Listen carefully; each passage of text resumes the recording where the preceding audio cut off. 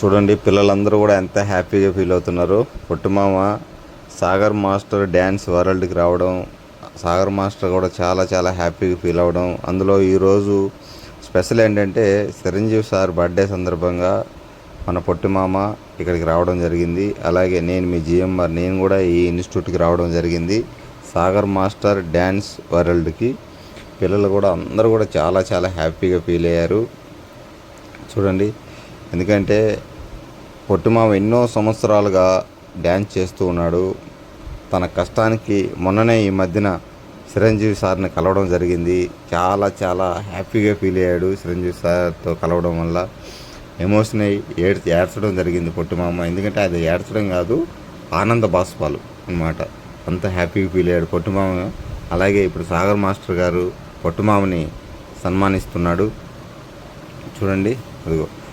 అలాగే నేను మీ జిఎంఆర్ కూడా ఇక్కడికి రావడం జరిగింది.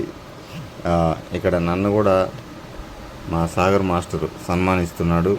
చూడండి, చాలా చాలా హ్యాపీగా ఉంది.